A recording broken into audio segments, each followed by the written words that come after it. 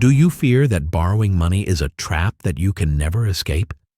What if a loan could open a door that your savings alone could never open? What if the very thing you fear could actually be the key to your wealth? Loans can move you ahead 10 years if you use them to build something that lasts 10 years. It is time to stop living in fear and start acting with purpose, because debt does not have to be a burden. When handled with wisdom, precision, and discipline, it becomes a powerful ladder to financial freedom. A loan is a tool. In the wrong hands, it destroys. In the right hands, it multiplies wealth. The wealthy do not fear loans. They master them and turn them into leverage. This audiobook is your definitive guide to understanding that difference and mastering the rules of finance. And remember, the smart borrow to build assets that pay them back, not liabilities that drain them. We are about to unlock the secrets of the wealthy, transforming the way you see every dollar you borrow. If you are ready to change your financial reality and make money serve you, please like this audiobook and subscribe to our channel for more audiobooks on your journey to success. Chapter 1. Borrow for investment, not consumption. Debt is like fire. It is a useful servant but a terrible master. You must understand that the fundamental difference between the wealthy and the financially struggling is not merely the amount of money they earn, but specifically how they utilize debt. You have likely been conditioned by society to believe that all debt is evil, or that avoiding loans entirely is the pinnacle of financial responsibility. This is a simplistic view that keeps people poor. The truth is far more nuanced and requires a shift in your mentality. You must stop viewing a loan as a way to extend your purchasing power for things you cannot afford, and start viewing it as a tool to acquire assets that you otherwise could not control. The first and most critical chapter of your financial education is the absolute refusal to borrow money for consumption. This is not a suggestion. It is a command for anyone who wishes to build genuine wealth. When you borrow money to buy a car that is more expensive than you need, or to go on a vacation that lasts a week, or to purchase designer clothes that will go out of fashion next season, you are committing financial sabotage. You are taking money that has a cost attached to it and putting it into something that immediately loses value. This is a double loss. You are paying interest to the bank, and simultaneously, the item you bought is depreciating. You are burning the candle at both ends, and the inevitable result is that you will run out of financial oxygen. You must realize that consumer debt is the shackles of the modern era. When you finance a lifestyle that your actual income cannot support, you are effectively stealing from your future self to satisfy a momentary impulse today. Every dollar you pay in interest on a credit card for a dinner you ate last month is a dollar that can never work for you again. It is gone forever. The wealthy understand this visceral truth. They never use debt to look rich. They use debt to become rich. This brings us to the only acceptable reason to incur debt: investment. Borrowing for investment means you are using other people's money to acquire an asset that will pay you back. The logic here is mathematical and unemotional. If you can borrow money at an interest rate of 6% and invest that money into a business or a real estate property that generates a return of 12%, you are making a profit on money that does not even belong to you. This is the power of leverage. It is how empires are built. You are using the bank's capital to accelerate your own growth. However, this requires strict discipline and a high level of financial intelligence. You cannot simply guess that an investment will be profitable. You must know it. When you look at a potential loan, you must ask yourself a single, non-negotiable question. Will this debt put money in my pocket, or will it take money out of my pocket? If the answer is that it will take money out, you must walk away immediately. There is no gray area here. A mortgage on a rental property that provides positive cash flow every month after all expenses and loan payments are made is good debt. A loan to expand a business that has a proven track record of sales and needs capital to buy inventory to fulfill orders is good debt. In these scenarios, the debt is self-liquidating. This means the income generated by the asset itself pays for the monthly loan payments, and there is still profit left over for you. The asset is doing the heavy lifting. You are the conductor of the orchestra, not the one carrying the instruments. On the other hand, a car loan for a luxury vehicle is a liability. It feeds on your monthly income. It demands to be fed cash every 30 days, and at the end of the term, you are left with a piece of metal worth a fraction of what you paid. You need to develop a ruthless intolerance for bad debt. Do not try to justify it. Do not tell yourself that you deserve a treat or that you will pay it off quickly. The math does not care about your feelings. The math only cares about interest rates and asset values. If you violate the golden rule of borrowing for investment only, you are voluntarily entering a cycle of poverty. You are working to make the bank rich. Conversely, when you master the art of borrowing for investment, you turn the tables. The bank becomes your partner. They provide the fuel and you provide the engine. You must strip away the emotional desire for instant gratification that drives consumer borrowing. It is a trap designed to keep you working for wages for the rest of your life. Instead, you must cultivate the patience and the strategic vision to only sign your name on a loan document when there is a clear, calculated path to profit. Furthermore, you must understand that the risk profile changes entirely depending on the purpose of the loan. When you borrow to consume, the risk is entirely on you. If you lose your job, you still owe the money for that vacation you took 3 years ago. The debt remains, but the value is gone. When you borrow to invest, if you have done your due diligence correctly, the risk is mitigated by the asset itself. If you bought a rental property properly, the tenant is essentially paying your mortgage. If you invested in equipment that increases your factory's output, the extra production pays the loan. You are insulating your personal income from the obligation. This is why the wealthy sleep soundly with millions of dollars in debt, while the middle class stays awake worrying about a few $1,000s in credit card bills. The wealthy have assets covering their debt. The middle class has only their labor. You must decide which side of the equation you want to stand on. To truly make loans work in your favor, you must become an expert at analyzing the spread. The spread is the difference between the cost of the debt and the yield of the investment. If the spread is positive and healthy, you should theoretically borrow as much as you safely can to maximize that return. If the spread is negative or non-existent, as it is with all consumer goods, you should borrow nothing. It is a binary decision. There is no room for emotion in this calculation. Do not let marketing or societal pressure convince you that debt is a tool for lifestyle enhancement. It is not. It is a tool for asset acquisition. Stick to this rule with unwavering rigidity. If the item does not make money, you pay cash or you do not buy it. If the item generates cash flow, you look for the best financing terms available. This simple yet profound distinction is the foundation of all financial success.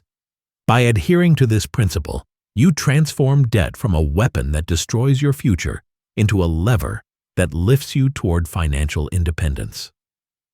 Chapter 2. Borrow only what you can repay. The borrower is slave to the lender. This ancient wisdom serves as the foundational pillar for the second chapter of our journey, and it is a truth that you must etch into your mind before you even consider walking into a bank. You are about to learn the most critical lesson in the world of finance, which is the art of borrowing only what you can repay. This is not a suggestion. It is a command for your financial survival. When you take on debt, you are selling a portion of your future freedom for present capital, and if you miscalculate that exchange, you will pay a price far higher than the interest rate on your contract. You must approach this transaction with the precision of a surgeon and the skepticism of a judge. The first rule you must internalize is that hope is not a strategy.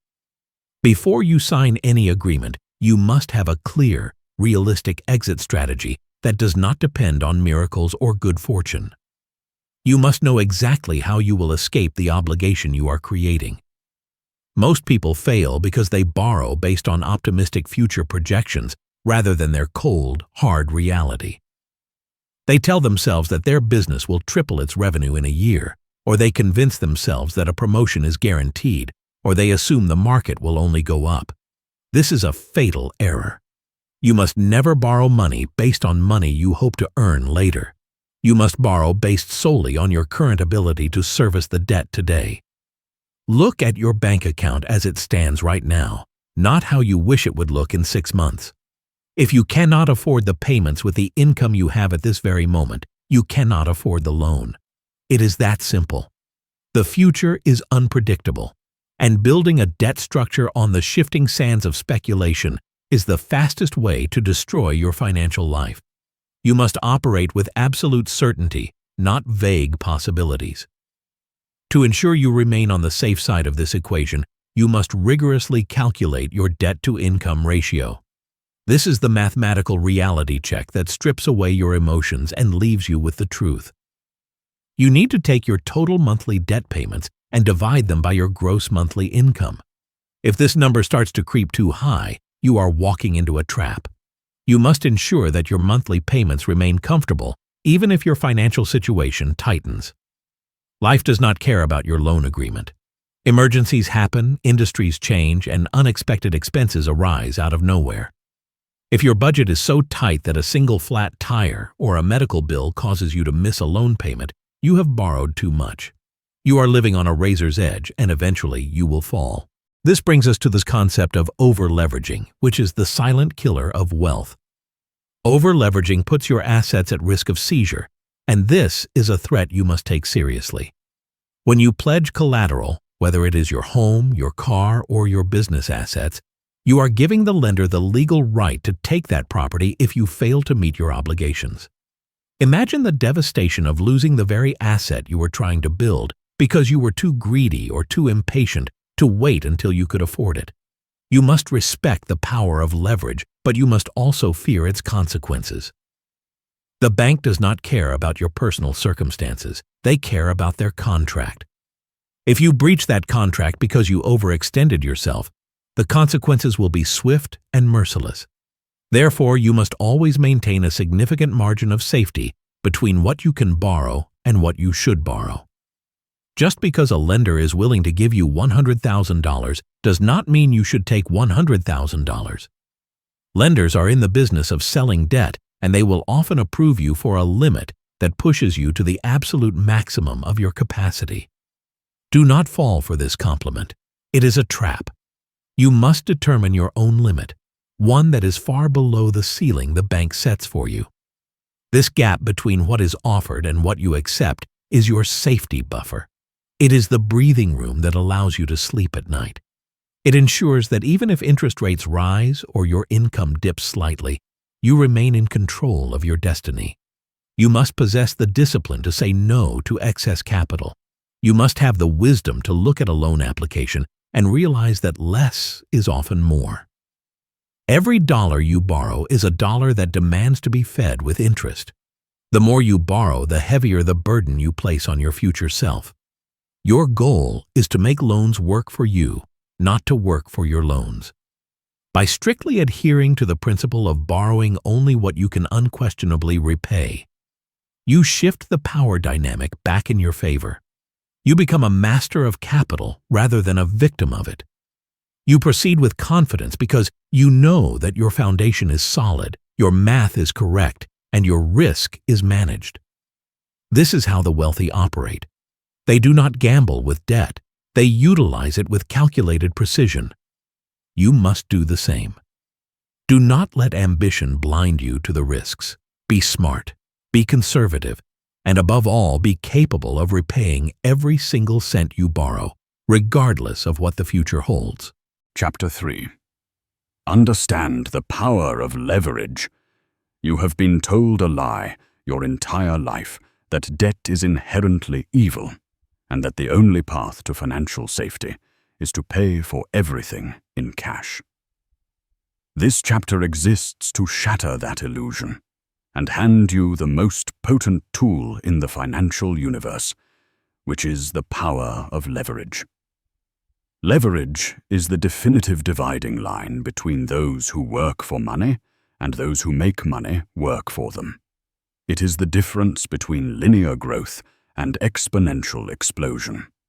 When you operate without leverage, You are limited by your own two hands and your own limited capital. You are moving rocks one by one, while the wealthy are using heavy machinery. To understand leverage is to understand that you do not need to own 100% of an asset to enjoy 100% of its benefits. You only need to control it. Smart debt acts as that control mechanism. It allows you to command a large, expensive, and income-generating asset with a relatively small amount of your own money. This is not gambling. This is physics applied to finance. Let us look closely at the mechanics of a mortgage, because this is the most common form of leverage that ordinary people encounter, yet few truly understand its mathematical power. Imagine you have the $100,000 in cash. If you follow the old, fearful advice, you might buy a single property worth $100,000. If that property appreciates by 10% in 1 year, the value becomes $110,000. You have made a profit of $10,000. Your return on investment is exactly 10%. That is a decent return, but it will not make you wealthy. Now, consider the investor who understands leverage. That same investor takes their $100,000 and splits it into 5 separate down payments of $20,000 each. They use the bank's money to purchase 5 properties, each worth $100,000. They now control $500,000 in real estate assets with the same initial cash investment. Here is where the magic of leverage reveals itself. If the market appreciates by the same 10%, each of those 5 houses gains $10,000 in value. That is a total gain of $50,000. You invested $100,000, but you gained $50,000. Your return on investment is not 10%, it is 50%. This is the amplifier effect. The bank does not share in the appreciation of the property. The bank only wants its interest payments. The entire increase in the asset's value belongs to you. You have effectively used other people's money to supercharge your own wealth. By using leverage, you have multiplied your efficiency by a factor of 5. This is how empires are built. You cannot save your way to this level of growth. You must leverage your way there. However, this power demands respect, and it demands intelligence. The premise of using leverage successfully relies entirely on the concept of positive arbitrage. This means the asset you purchase must produce more income than the cost of the debt used to acquire it. If you borrow money at an interest rate of 5% to buy an apartment complex that generates a yield of 8%, you are profiting on the spread. You are using the bank's money to pay the bank back, and you are keeping the difference. This is free cash flow generated from money that was never yours to begin with. This is the ultimate goal of the financial master. You must detach your personal labor from your income. When you use leverage correctly, the asset works 24 hours a day. The tenant pays the rent pays the mortgage, and the surplus flows into your pocket. You are literally creating wealth out of thin air by structuring a deal where the numbers align in your favor. You must also understand that inflation is the silent partner of the leveraged investor. When you take out a 30-year fixed-rate loan, your payment remains the same in nominal dollars for 3 decades. However, the value of the dollar decreases every single year due to inflation. This means you are repaying the loan with cheaper and cheaper dollars as time goes on. Meanwhile, the value of the asset usually rises with inflation, and the rent you charge tenants certainly rises with inflation. This creates a widening gap between your fixed debt cost and your rising income. This is why the wealthy love long-term, fixed-rate debt. It is a hedge against the devaluation of currency, while savers are losing purchasing power every day. Their money sits in a bank account. Debtors who own assets are seeing their real debt burden shrink while their asset value grows. Do not mistake this advice for permission to be reckless. Leverage is a double-edged sword that cuts both ways with equal indifference. If you use debt to buy liabilities that consume cash, you will destroy your financial future faster than you can imagine. If you use leverage to buy an asset that drops in value, your losses are also amplified. If you put 20% down and the property value drops by 20%, you have lost 100% of your equity. This is why the chapter title emphasizes smart debt. Smart debt requires due diligence. It requires that you run the numbers conservatively. It requires that you have cash reserves to weather vacancies or repairs. You cannot enter the arena of leverage with hope. You must enter with calculation. You must be precise. Ultimately, the refusal to use leverage is a decision to stay small. It is a decision to let the fear of risk outweigh the desire for growth. The banking system is designed to lend. The tax code is designed to reward borrowers who invest in the economy. By refusing to engage with credit, you are swimming upstream against the currents of the modern financial world. You must shift your identity. Stop seeing yourself as a consumer who borrows to spend. Start seeing yourself as a capitalist who borrows to acquire. When you master the power of leverage, you stop being a slave to money, and you become its master. You control the asset, you control the cash flow, and you control the appreciation. That is the definition of financial power. Chapter 4. Channel income increases into debt repayment. Compound interest is the eighth wonder of the world. He who understands it earns it. He who does not pays it. This profound insight attributed to Albert Einstein perfectly encapsulates the battlefield you are currently standing upon. You are in a war against interest, and the weapon you must wield with absolute ruthlessness is your surplus income. This chapter is not a suggestion. It is a command for those who wish to escape the gravitational pull of perpetual poverty. We are discussing the strategy of channeling every single cent of your income increases directly into debt repayment. This is where the average person falters, and this is where the wealthy individual takes control.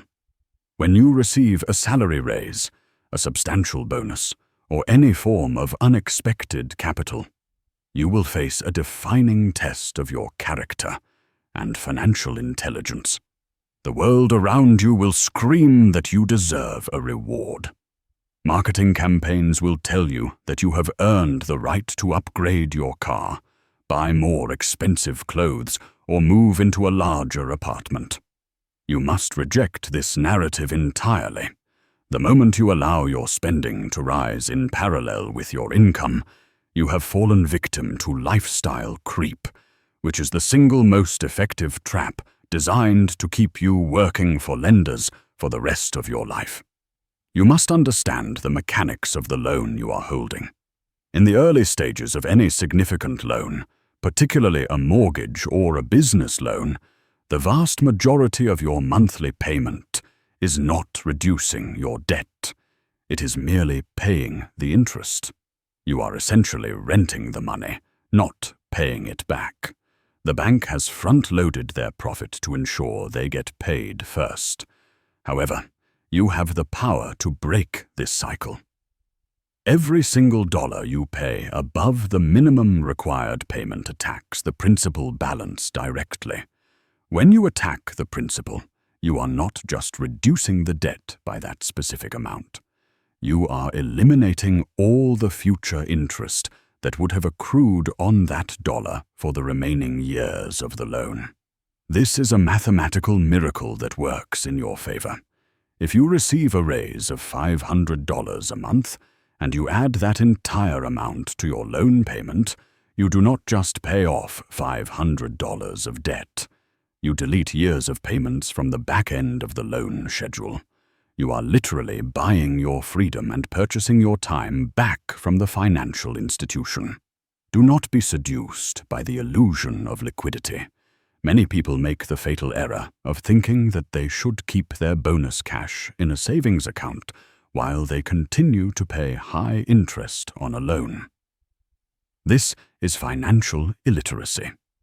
If your loan charges you 7% interest and your savings account pays you 2% interest, you are losing money every single day. You hesitate. By directing that extra capital toward your loan principal, you are effectively guaranteeing a return on your money equivalent to the interest rate of the loan. There is no investment in the stock market that can guarantee you a risk-free return of 7 or 10%. Paying down your debt is the only guaranteed investment available to you. It is a risk-free, tax-free return that strengthens your net worth instantly. You must view your debt as a guaranteed loss that you have the power to stop. The discipline required to execute this strategy must be ironclad. When that extra money hits your bank account, you must not let it sit there. You must not negotiate with yourself. You must not think about what else you could buy. You must transfer it to the lender immediately. If you wait, you will find a reason to spend it. This approach requires you to maintain your current standard of living despite having more resources. You must continue to live exactly as you did before the raise. Your neighbors should not know you got a promotion. Your clothes should not change. Your car should remain the same. The only thing that changes is the speed at which your loan balance plummets toward zero. This is the essence of delayed gratification. You are sacrificing the temporary pleasure of a lifestyle upgrade today for the permanent peace of total financial sovereignty tomorrow. Consider the psychological impact of this aggressive repayment strategy. Debt is not just a financial number. It is a psychological weight. It restricts your options. It forces you to stay in jobs you dislike because you have payments to make. It keeps you awake at night. By channeling your income increases into repayment, you are aggressively removing this stressor from your life. You are reclaiming your mental energy. Furthermore, you are proving to yourself that you are in control. You are demonstrating that you are not a slave to your impulses or to the banking system. This builds a financial muscle that will serve you for the rest of your life. Once the debt is gone, that entire stream of income, your base salary plus all the raises and bonuses you used to pay off the debt, suddenly becomes yours to keep. That is the moment the real explosion of wealth occurs. But you will never reach that point if you consume your seed corn before it has a chance to grow. You must also be wary of the banks themselves. They do not want you to do this. They want you to pay the minimum. They want you to stretch the loan out for as long as possible, because that is how they maximize their revenue. When you pay off a 30-year loan in 15 years, the bank loses money that they expected to collect from you. Do not feel bad for them. Your goal is to minimize their profit and maximize your own net worth. By refusing to succumb to lifestyle creep, you are opting out of the consumerist rat race. You are deciding that your financial freedom is more important than looking rich to strangers. This is a lonely path because most people will not understand it. They will tell you to enjoy your money. They will tell you that you only live once. You must ignore them. You are playing a long game. You are building a fortress of solvency that will stand the test of time. Therefore, make the commitment today. The next time money flows into your life unexpectedly, or your employer rewards your hard work with a raise, do not look at it as an opportunity to consume. Look at it as ammunition. Load that capital into your cannon and fire it directly at your loan principal. Do not keep a penny of it for entertainment. Do not use it to justify a vacation. Send it all to the creditor and watch the balance fall. Repeat this process with ruthless consistency. The speed at which you will eliminate your debt will shock you. The interest savings will be massive, and the feeling of knowing that you used your success to buy your freedom rather than more clutter will be the greatest reward of all. This is how you win. This is how you make the loan work for you. You dominate the debt until it disappears.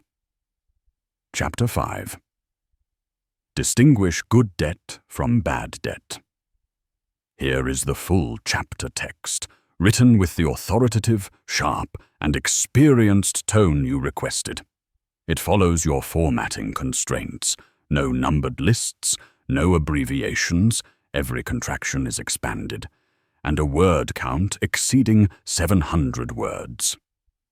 The rich use debt to leverage their way to wealth, while the poor use debt to finance their own destruction. The difference is not in the money, but in the mindset. You must stop viewing debt as a single, monolithic enemy, because that is the perspective of the financial amateur. You must understand that debt is merely a tool, and like a loaded firearm, it can either protect your household or it can result in a fatal injury, depending entirely on which direction you point it. The vast majority of society has been brainwashed into fearing all forms of borrowing. Or worse, they have been seduced into using borrowing for the wrong reasons. To master the game of money, you must ruthlessly distinguish between good debt and bad debt, with zero emotional attachment. You must look at every single liability on your balance sheet and ask yourself a simple, binary question. Does this debt put money in my pocket, or does it take money out of my pocket? There is no middle ground here, and if you try to justify a bad debt as a necessary evil, you are already losing the game. Let us speak clearly about the cancer that is bad debt. Bad debt is any money you borrow to purchase a liability that depreciates in value. This is the financial equivalent of setting your future hours of labor on fire. When you use a credit card to purchase clothes, vacations, or dinners, you are mortgaging your future freedom for a fleeting moment of gratification. You are agreeing to pay interest on something that will have zero value in a month, yet you will be paying for it for years. This is not just a financial error. It is a form of voluntary enslavement to the bank. The most dangerous form of bad debt that people justify is the car loan for a luxury vehicle. You convince yourself that you deserve it or that you need a reliable mode of transportation, but the moment you drive that vehicle off the lot, it loses a significant percentage of its value. You are paying interest on an asset that is rotting away every single day. You are paying the bank for the privilege of losing money. You must eliminate this behavior immediately if you ever hope to be wealthy. If the item does not generate income, you should not borrow money to buy it. It is that simple. On the other side of the equation lies the powerful instrument known as good debt. Good debt is debt that someone else pays for you. This is the secret that the wealthy understand and the middle class ignores. When you borrow money to acquire an asset, such as a rental property. You are using the bank's money to secure a stream of cash flow. If you take out a mortgage on an apartment building, and the rent from the tenants covers the mortgage payment, the insurance, the taxes, and puts $500 of pure profit into your pocket every month, that is good debt. You have used leverage to control a high-value asset with very little of your own money. The tenant is the one actually paying off the principal and the interest, not you. You are essentially using the bank's capital to build your own net worth. This debt is not a burden. It is a partner. It works for you while you sleep. Consider the efficiency of borrowing for business expansion or education. If you borrow money to buy a piece of equipment that makes your factory produce twice as many products in half the time, the debt pays for itself 10 times over. The interest rate on the loan becomes irrelevant if the return on investment is significantly higher. If you borrow money to gain a specialized skill that guarantees you a high-income career, that is an investment in your own human capital. However, you must be brutally honest with yourself.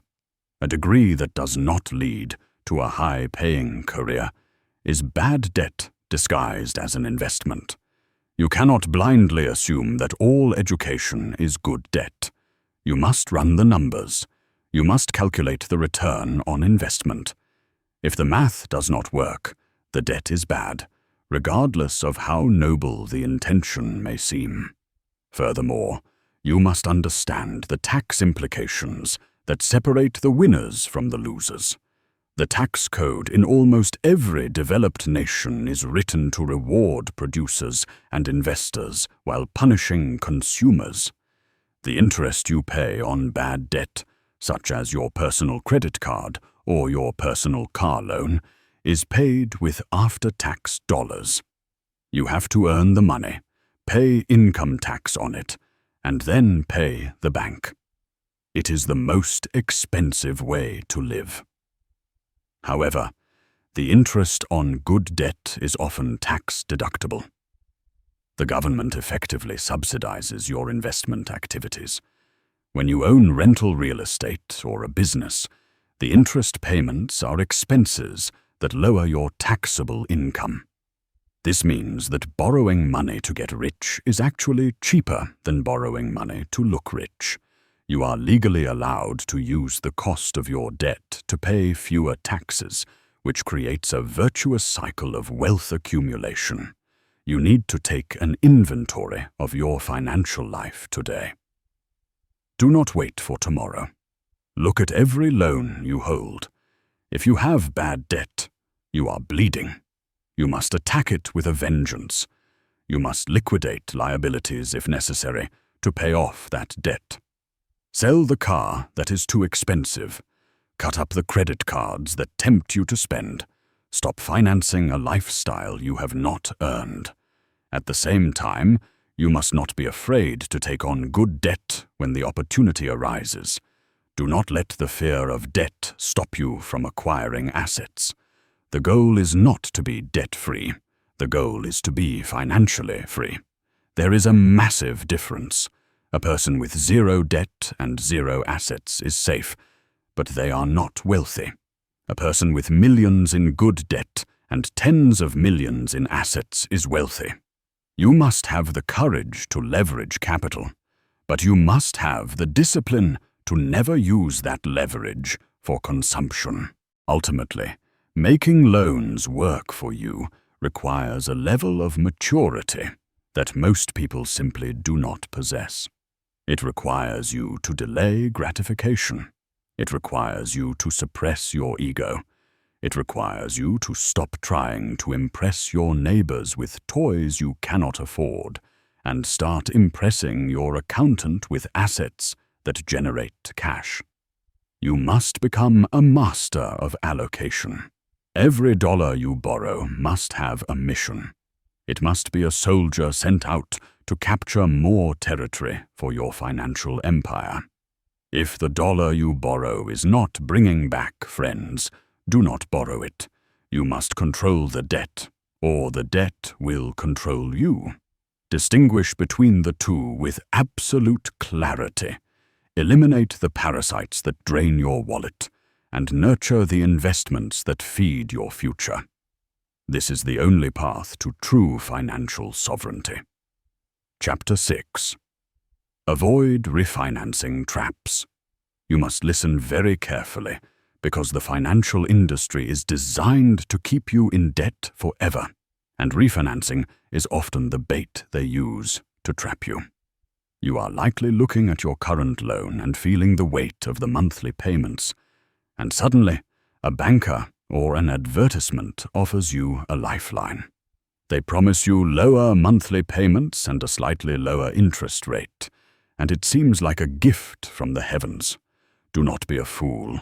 You must understand that banks are not charities, and they do not offer refinancing packages to help you become wealthy.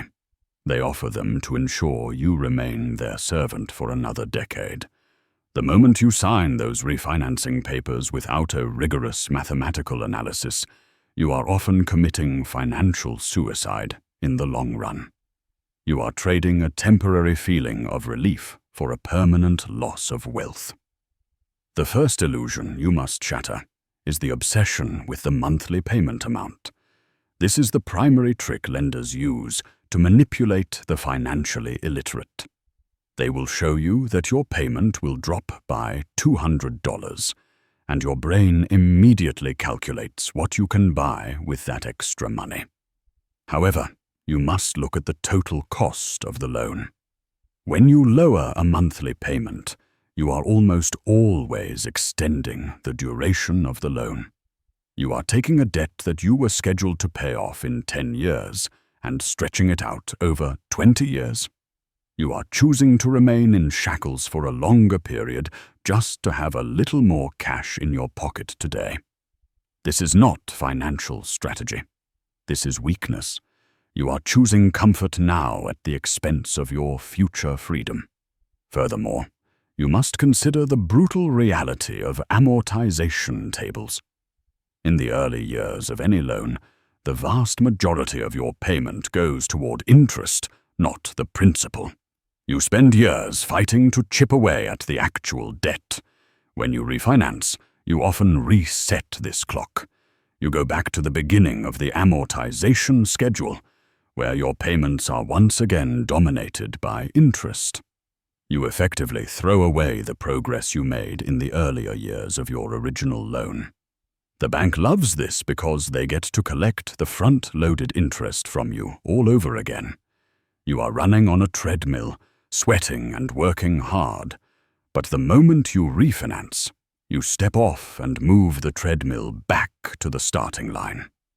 You must realize that staying the course, even when it is painful, is often the only way to actually defeat the principal balance. We must also discuss the hidden costs that the glossy brochures do not highlight. Refinancing is expensive. It involves closing costs, origination fees, appraisal fees, and legal fees. These are thousands of dollars that are either paid upfront or, more dangerously, rolled into the new loan balance. If you roll these costs into your loan, you are now paying interest on the fees you paid to get the loan. It is a compound layer of waste.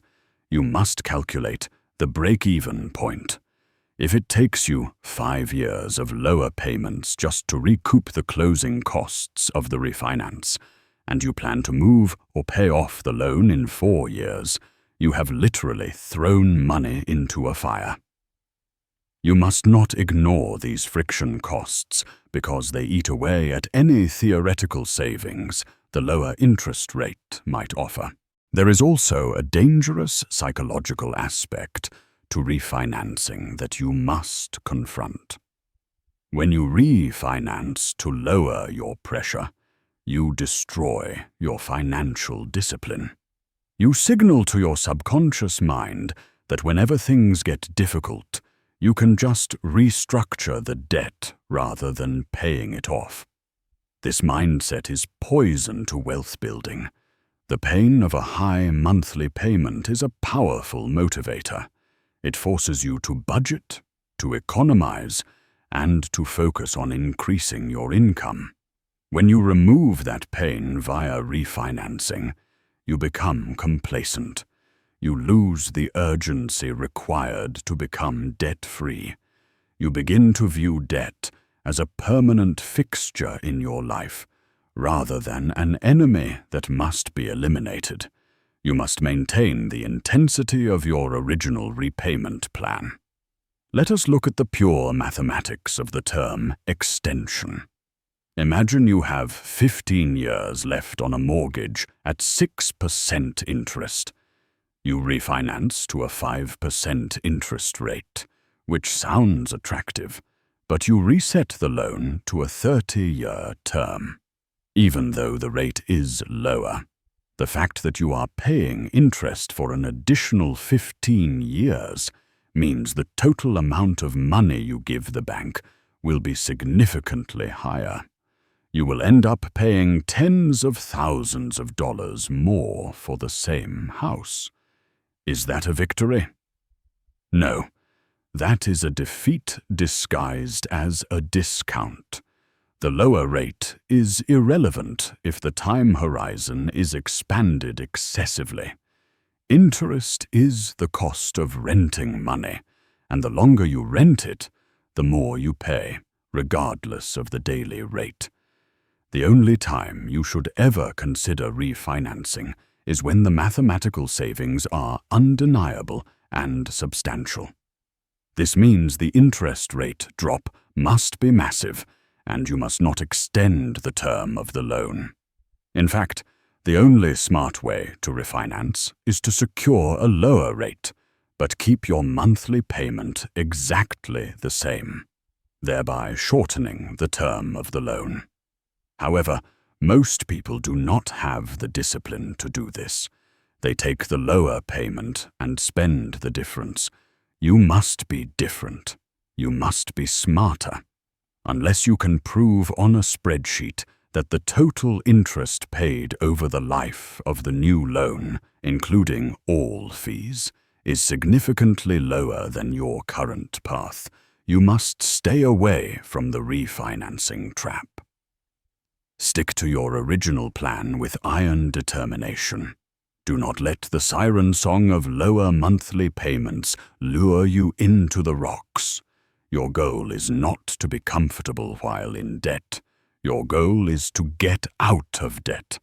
Every time you refinance, you are usually pushing that finish line further away. Accept the struggle of the current payments, fight through the amortization schedule, and refuse to pay the bank a single penny more than you originally agreed to. This requires grit, it requires vision, and it requires the ability to say no to an easy option that is actually a trap.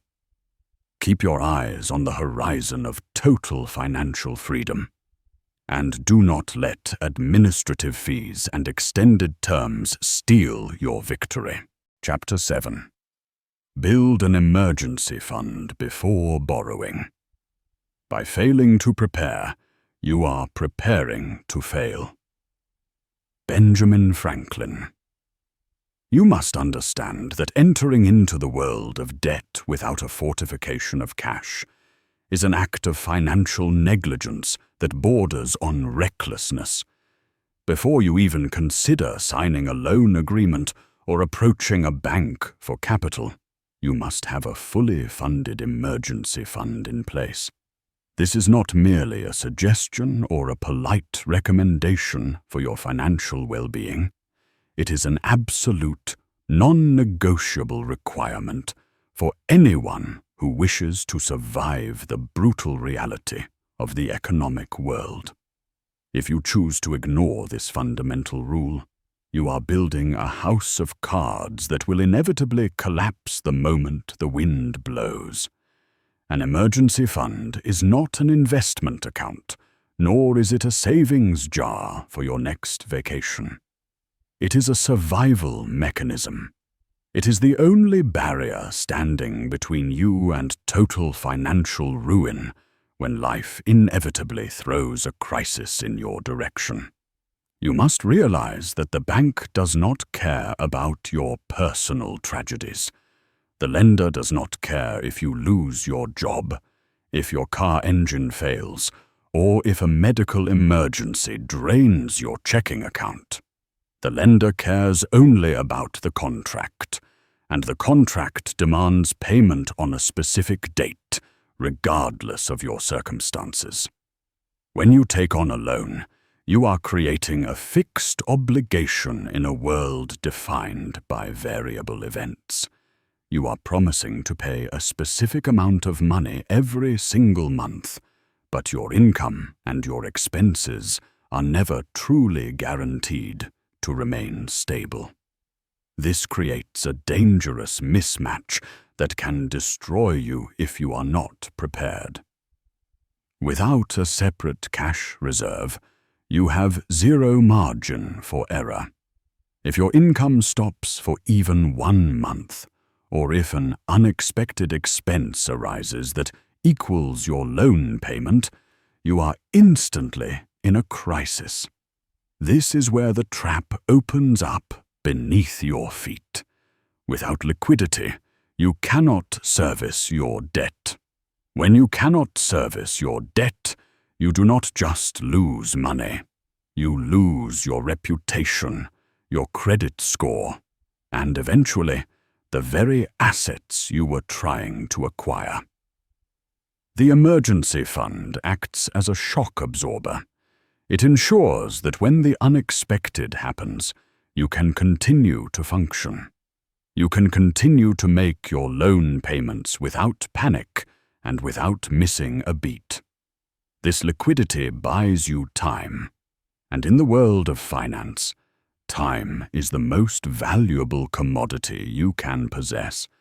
Consider the catastrophic scenario that unfolds when you borrow without this buffer. Imagine you have taken out a substantial loan for a business venture or a mortgage. Suddenly, the economy shifts and your revenue drops, or you face a personal crisis that requires immediate cash. If you have no emergency fund, you are forced into a corner. You will look for money anywhere you can find it. This desperation makes you the perfect victim for predatory lenders. You will be forced to take out high-interest loans, use credit cards with exorbitant rates, or engage in payday lending just to pay the monthly installment of your original loan. You are now borrowing money to pay for borrowed money. This is the beginning of a death spiral. The interest compounds upon interest, the fees pile up, and the hole gets deeper with every passing day. What started as a minor financial hiccup creates a chain reaction that leads to bankruptcy. You could have avoided this entire nightmare if you simply had 3 to 6 months of expenses sitting in a liquid cash account. The emergency fund stops the bleeding before the wound becomes fatal. You must also understand that cash gives you psychological power and clarity. When you have a reserve of money, you make decisions based on logic and strategy, not fear and desperation. A borrower who has 6 months of cash in the bank sleeps soundly at night. A borrower with 0 savings lives in a constant state of anxiety. This anxiety clouds your judgment. It makes you impulsive. It makes you accept bad terms and make short-sighted decisions that hurt your long-term wealth. Furthermore, an emergency fund protects your investments. If you do not have cash, you may be forced to sell your valuable assets at the worst possible time just to cover a short-term debt obligation. You might have to sell stocks during a market crash or sell real estate at a loss because you need liquidity immediately. This destroys your wealth accumulation. If you had an emergency fund, you would leave your investments untouched, allowing them to recover and grow while you use your cash reserve to handle the crisis. Do not deceive yourself into thinking that access to credit is the same as having cash. A credit line can be cut off by the bank at the exact moment you need it most. During economic downturns, banks often reduce credit limits and tighten lending standards. If you are relying on a credit card as your emergency fund, you are placing your safety in the hands of an institution that puts its own interests first. Cash is king because cash is under your control. It is immediate, it is liquid, and it is accepted everywhere. You must discipline yourself to build this fund before you sign the loan papers. It requires patience. It requires sacrifice. You may have to delay your purchase or your investment for a few months or a year while you save this money. Do not let impatience drive you into danger.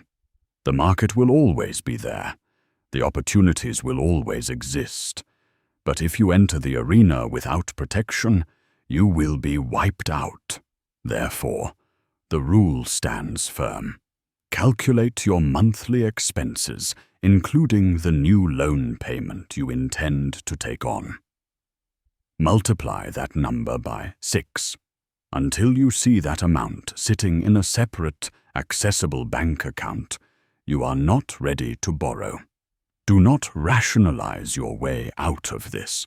Do not tell yourself that your job is secure or that you are lucky. Luck is not a strategy.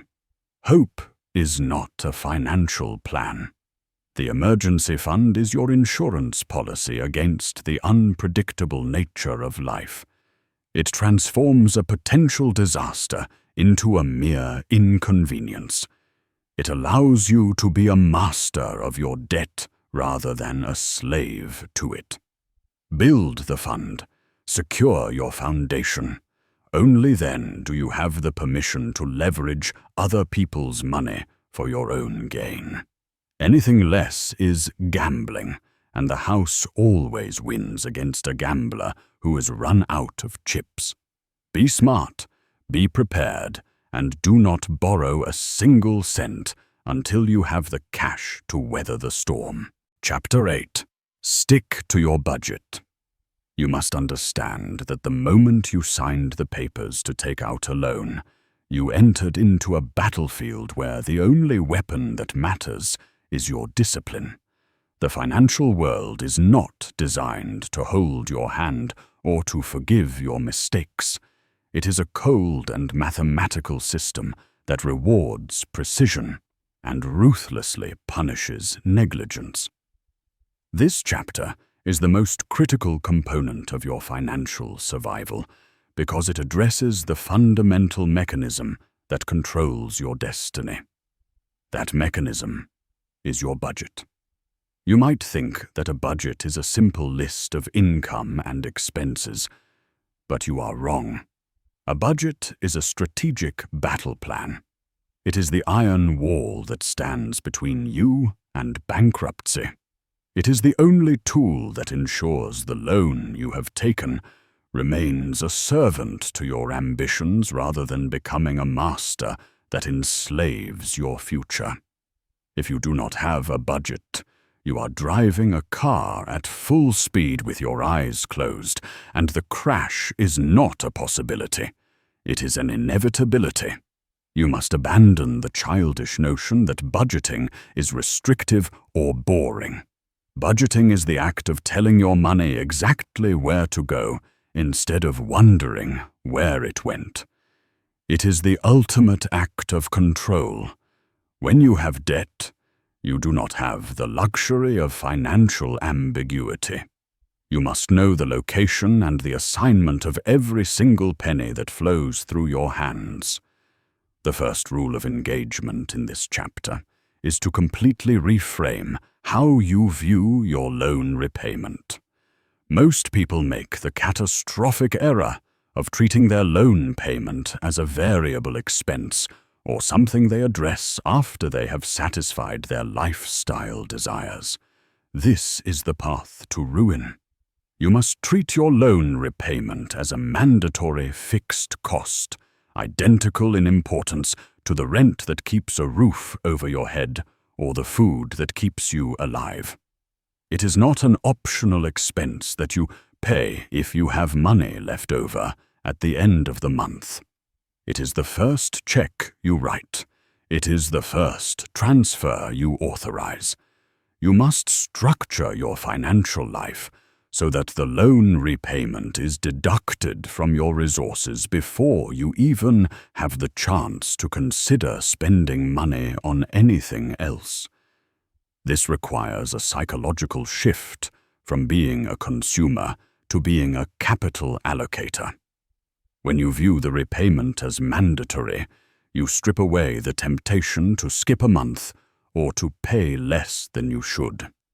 You remove the element of choice, and by removing choice, you remove the possibility of failure. The loan agreement is a contract, and you must honor that contract with the same severity as you would honor a promise to save your own life. If you do not treat the repayment as a fixed, non-negotiable pillar of your existence, the interest will compound, the penalties will accumulate, and the debt will grow like a cancer until it consumes everything you own. You need to understand that the world is actively conspiring to separate you from your money. Every advertisement, every store layout, and every subscription service is designed to break your discipline. This is why you must track every dollar with the intensity of a forensic accountant. You cannot afford to be casual about your spending when you are leveraging debt. A casual approach leads to lifestyle creep, where your spending rises to match your income, leaving nothing for the debt. You must reject this. You must track the coffee you buy in the morning, the digital subscriptions you rarely use, and the impulse purchases that seem insignificant in the moment, but add up to a mountain of wasted capital over a year. Each dollar you spend on unnecessary consumption is a dollar that could have attacked the principal balance of your loan. When you waste money while holding debt, you are not just spending that cash. You are paying interest on the money you did not use to pay down the loan. The cost of that wasted dollar is the dollar itself plus the interest it would have saved you. This is the mathematics of wealth that the poor do not understand. By tracking every single transaction, you gain total visibility into your financial health. You identify the leaks in your ship. You see exactly where you are bleeding resources, and you have the power to stop it. This level of scrutiny is not obsession. It is necessary stewardship. You are the CEO of your own life, and a CEO who does not know their numbers is a CEO who is guiding the company toward insolvency. Let us talk about your creditworthiness, which is perhaps the most valuable intangible asset you possess in the modern economy. Your credit score is not just a number. It is your reputation. It is a numerical representation of your integrity and your ability to keep your promises. When you stick to a strict budget, you ensure that you never miss a payment. This consistency is the bedrock of a high credit score. Why does this matter? Because a high credit score buys you access to cheaper capital in the future. If you destroy your creditworthiness by failing to budget and missing payments, you are effectively placing a tax on your future self. You will pay higher interest rates on your mortgage, your car loans, and any business capital you try to access later in life. A solid budget protects your reputation. It ensures that when the bank looks at your history, they see a pattern of reliability and discipline. This gives you leverage. It allows you to negotiate better terms. It opens doors that are locked to the disorganized and the undisciplined. Do not underestimate the damage a single missed payment can do. It stays on your record for years, a constant reminder of your failure to plan. A strict budget is the shield that protects your credit score from the chaos of life. It ensures that no matter what unexpected expenses arise, the funds for your debt service are already secured, locked away, and ready to be deployed. A solid budget also serves as the ultimate defense against the emotional weakness that plagues so many borrowers. Human beings are emotional creatures, and we are prone to justifying bad decisions. We tell ourselves that we deserve a reward, that we have worked hard, and that one expensive dinner or one vacation will not matter. The budget is the cold, hard logic that counters these emotional lies.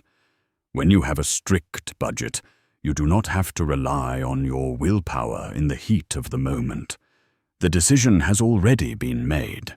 The budget says no, and therefore the answer is no. This prevents you from diverting funds meant for debt service into unnecessary spending. It forces you to live within the reality of your financial situation rather than the fantasy of the lifestyle you wish you had. You must accept that while you are in the repayment phase, your lifestyle may need to contract. You may need to sacrifice temporary pleasures for permanent security. The budget is the tool that enforces this sacrifice. It keeps you honest. It does not care about your feelings. It cares about your solvency. By adhering to the numbers, you remove the emotion from money management. You stop acting on impulse and start acting on principle. This is how you ensure that the loan remains a tool for growth. If you spend the loan proceeds on liabilities and then fail to pay the debt, the loan becomes a burden. But if you stick to the budget, allocate capital efficiently, and meet every obligation, the loan acts as a lever that lifts you up. You must also realize that a budget is dynamic, not static. It requires constant attention and adjustment. Prices rise, incomes fluctuate, and emergencies happen. A disciplined borrower reviews their budget not once a year, but every single week. You must sit down with your numbers and confront the reality of your position. If your electricity bill was higher than expected, you must find that money from another category. You do not take it from the loan repayment category. That category is sacred. You take it from your entertainment budget or your dining budget. You must be ruthless in your reallocation of resources. If you find that you are consistently running a deficit, you must take drastic action. This might mean selling items you do not need, taking on a second job, or radically downsizing your living arrangements. The budget will reveal these hard truths to you, but only if you are brave enough to look at them. Most people avoid looking at their budget because they are afraid of what they will find. They prefer the comfort of ignorance. But ignorance is expensive. Ignorance is what turns a manageable loan into a financial catastrophe.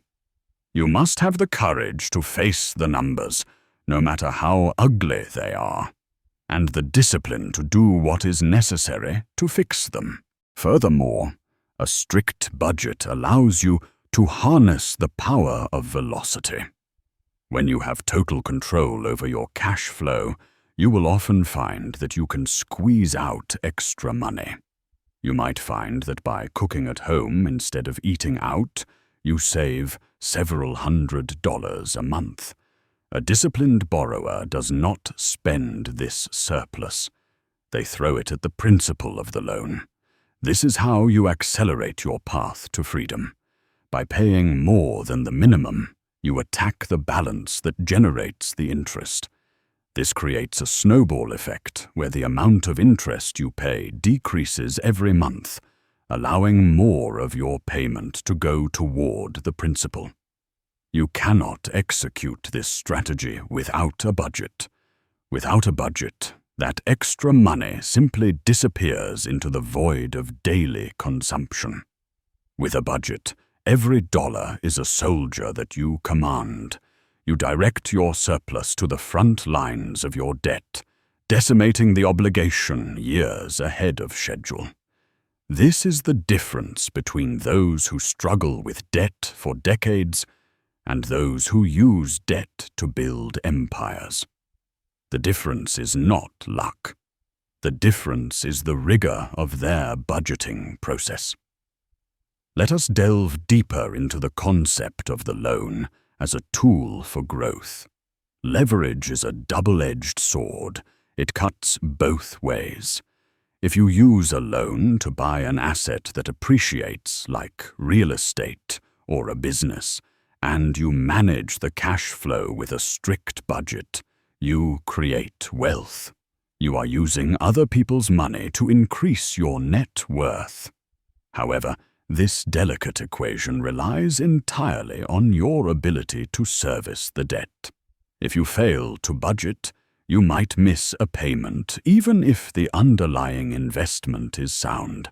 This could trigger a default, causing you to lose the asset and the equity you have built.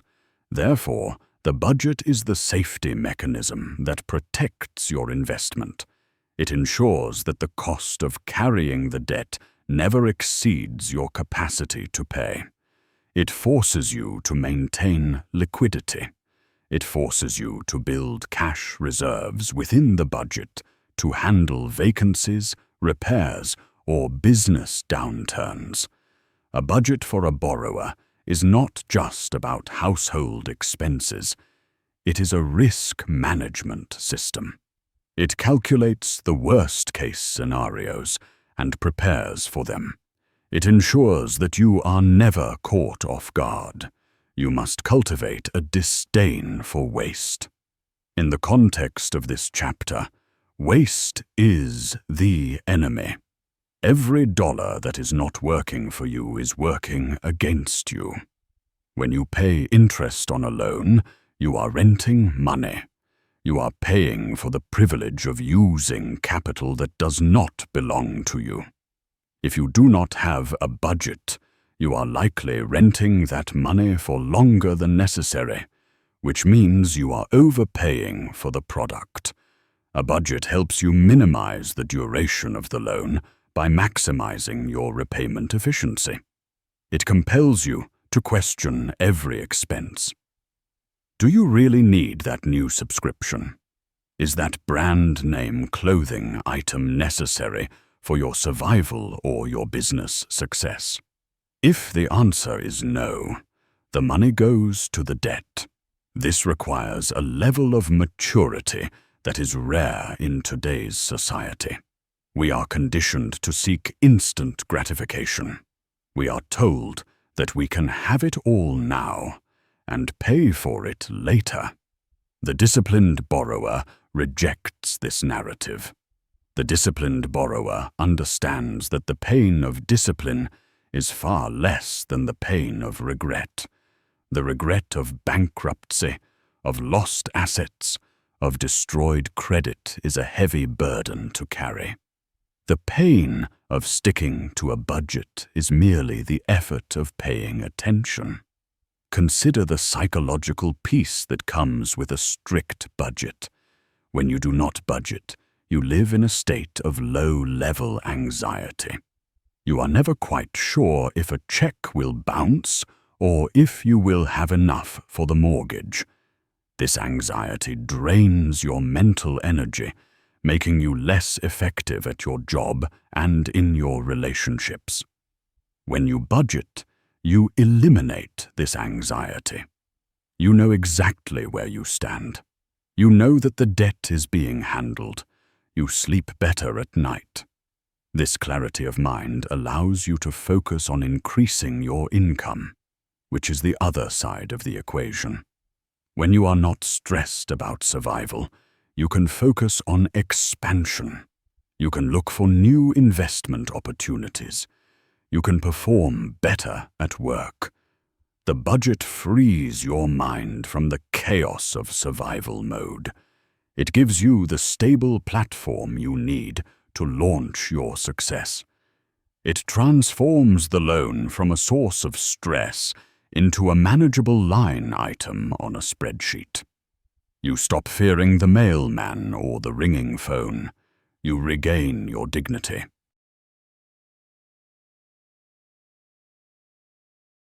Finally, remember that you are building a habit that will serve you for the rest of your life.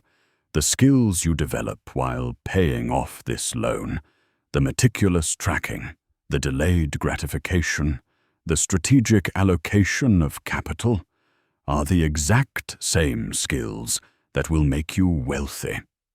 Once the debt is gone, you do not stop budgeting.